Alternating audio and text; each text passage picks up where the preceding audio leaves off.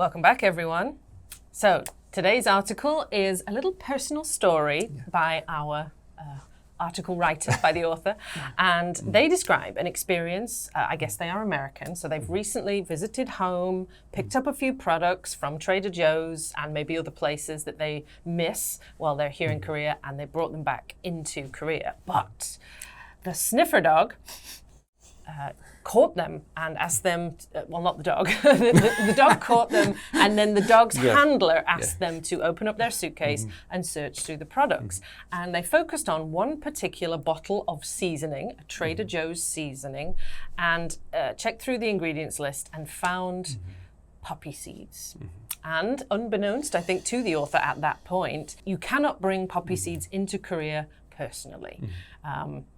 And yes, this particular seasoning, which was called Everything But the Bagel, which apparently is very good on bagels, it does contain some poppy seeds along with many other types of things in there.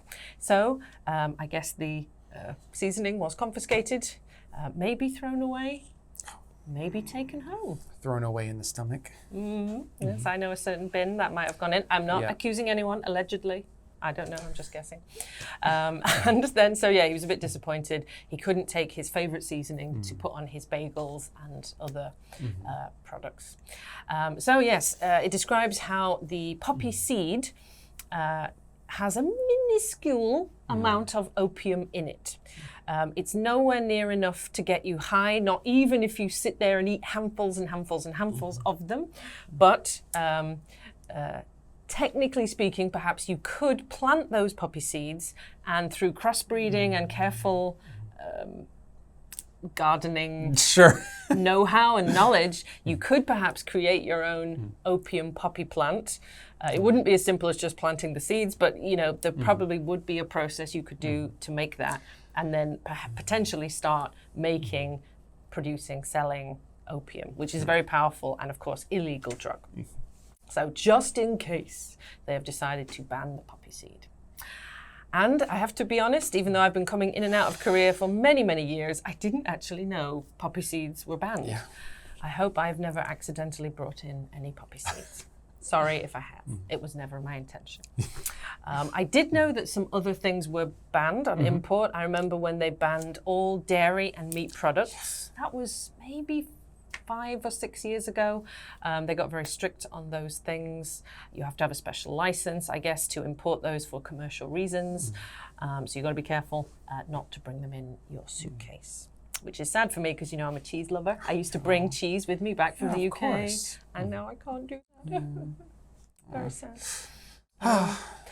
So yes, that was kind of a little personal story, but also a wider warning for many people. Be careful with your poppy seeds, but also don't worry about eating poppy seeds. In Korea, I'm sure many products, I've seen many products have poppy seeds on. They're perfectly safe to eat. You won't get high. But, you know, if you want to bring coffee beans in or out of Korea, that's perfectly fine. And you can get high by eating lots of coffee beans.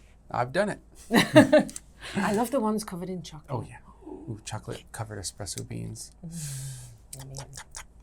So let's find out how John is going to relate to this article. So can you tell me, John, or tell us, when did you last pass through customs, and did they search your bags? Well, not the last time I passed through, but there was a time where they did search my bags. I was coming back from America about 5 years ago, and I brought back a lot of liquor. I like whiskey, and there's a certain whiskey that I wanted to bring back, and I didn't want to just bring back one. I wanted to bring back 2, and I knew that was over the limit. So I was like, I'll just pay some taxes on it, because in Korea, that bottle is insanely expensive, and in America, it's cheap. So I was like, no matter how much tax they actually put on this, it's not going to be above what it is in Korea. And I get one for free and one tax, so great. So I just go through there, and the guy opens up the bag, and I was like, oh, I have 2 bottles of liquor, here they are. And he was like, you know that you're only allowed one? I was like, yes. And he's like, so he goes over to his computer, types in something, comes back. He's like, and you're okay paying the tax? Yep, I'm okay paying the tax. Walks back over, types in something, comes back. Have a good day. lets me just go. He let you off the tax. So Aww. I was trying to think, why would they let me off on the tax?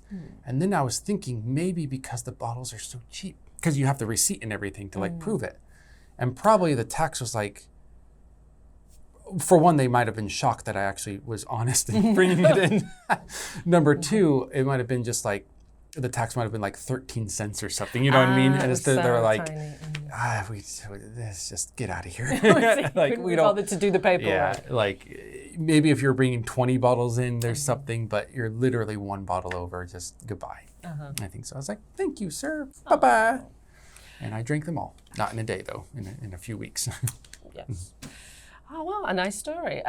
So have you ever had something confiscated? Even something like, liquids used to be a big deal. Have they ever taken your water off you? Or? No, the worst that's happened to me was years and years ago. They were like, you can't bring that bottle of water in. And I was like, glug, glug, glug, and threw it away. And that was it. Nice. So yeah, I've never had anything confiscated. I do, though, remember leaving the first time I was doing an international flight away from Korea. I took off my shoes because that's what you do in America. So I took off my shoes and everybody in the line was like, like that look of like, what is this guy doing? Like belt off, shoes off, everything like, and they just pushed it through. But I could tell like, they were like, what? And then I realized no one around me had their shoes off. I was like, oh, I guess this is just a US thing. Okay. I don't know if they still do it, but they used to when I was in the US. Well, I have heard, that you guys have particularly strict security and customs and stuff. There was an underwear bomber, and at that point, people were wondering, are they going to make us take off our underwear too to scan, or just put our whole body through the scanner? X-ray every time you fly. Which they do now. They have those full body scanners, right? Yeah. Oh, well. Be careful as you go through security. But yes, maybe some security systems are tighter than others. So check the regulations before you fly. But before you even consider the next flight, it's time to stock up on vocabulary. It's free to check that through customs, no problem at all. Check it into your brain. Be careful, it might make you high on English. And come back and see us in the next one. Bye-bye.